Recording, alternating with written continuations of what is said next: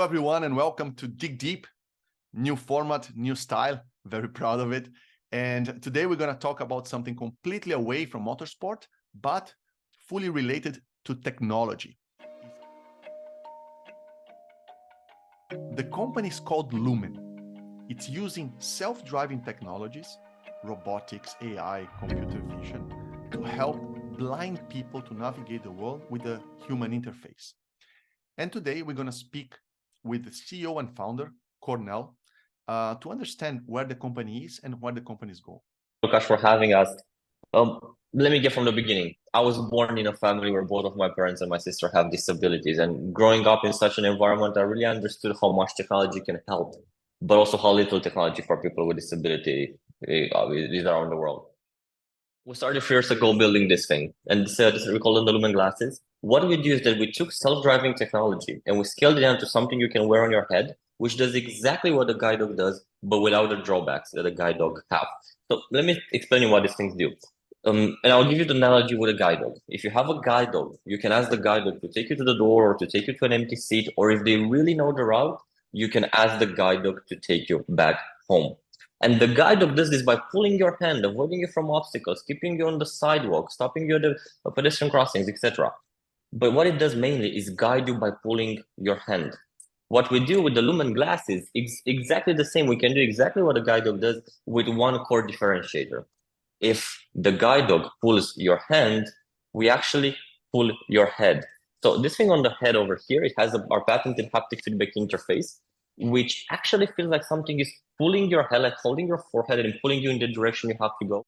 So all these operations, is it done on site on the blind person inside the machine, or use a cloud? Okay, or use the cloud. Everything is done here. But this is also connected to the internet, to the cloud on a full-time basis, right? Yeah, it's not mandatory to be connected. That's one very, very important thing. It's not mandatory to be connected. Everything related to safety happens on the device. There's nothing which you can take out, at least not at this technological level where we are in the technological development in the world, not on our Lumen technology. You simply cannot take all the algorithms and all the machine learning models and put them on a cloud, because the latency and the lack of reliability and everything will simply not make it a safe product. However, we do have internet and we use it for some interesting things.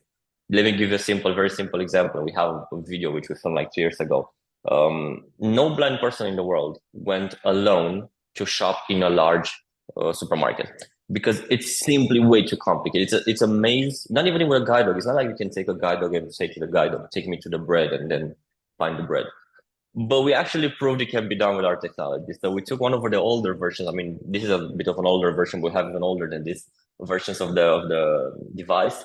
And with it, during one of our clinical investigations, a blind individual was able to go to a store, navigate it, find the products which she wanted, and then come back. She was the first person in the world. Why is that a very interesting challenge? Because what the device was doing, using the internet connectivity at that point, was understanding everything in the store, sending it all to our cloud-based mapping. So for the first person going there to a completely uncharted territory, it was a bit more difficult until she found all the products she wanted. But while she was wandering with the device in order to find them, the device recorded the positions of all products and saved them in our cloud map. And then the second person who comes with the Lumen device will already know where everything is. So we're doing basically cloud mapping and cloud object identification in order that we can store information of the world collaboratively. So imagine just 10 of these devices in a city can map it incredibly fast and map it at a level which is now not currently done in mapping software. So not only map 3-dimensionally, so we can understand exactly 3-dimensionally everything that happens, but also map semantics, like what surface is what, where there are doors, where there are buildings and everything, and also certain kinds of objects which we can store. So that's something which wasn't achieved until we done it like a couple of years ago. For how long the product has been on development? So we have started development in May 2020. So we just got 3 years old, a bit over 3 years old. We started in May 2020. We had the feedback interfaces done in January 2021. Our patents began also being applied there, and we already have granted patents in the US. How many patents Lumen has? How many patents we have? Technically speaking, 2. Practically speaking, we took 6 patents which we wanted to apply and combine them into one. So depends how you put it. A patent is usually 16 pages. We have a 92-page patent, and then we have like another 40-page patent. So depends. The number of patents is no longer a good metric exactly. today. But so while developing the last 3 years, what was the main challenge? Which part of the development is the hard one? It is the, like, I don't know, manufacturing hardware? Is it the surface? It is the connectivity? It is the battery capacity, or the capacity of running this for a given amount of hours? What do you think was what was the most challenging part? There are multiple ones. There were multiple ones. Luckily, we solved absolutely every one of them. So let me start with some of the harder ones, because they are a bit easier to explain. If you look at the hardware side, we had to condense in this small thing. We had to condense almost the same computing power of a self-driving car. In a self-driving car, you have kilograms for sensors, for computers, and you can have much more power usage than we had.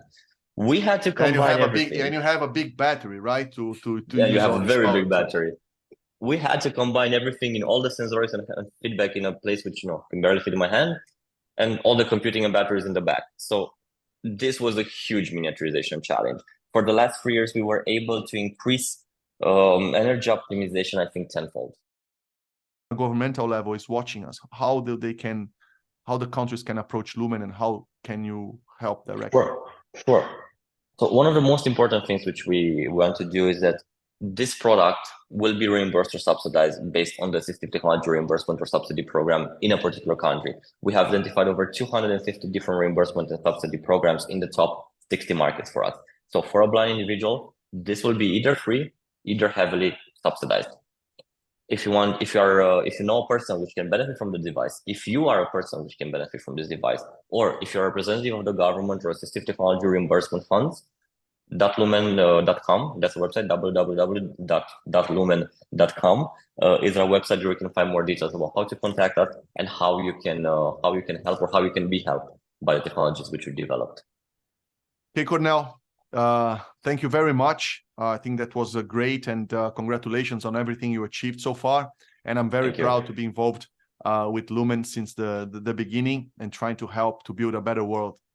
Thank you, and the best of luck for the near future. Thank you, Lukasz.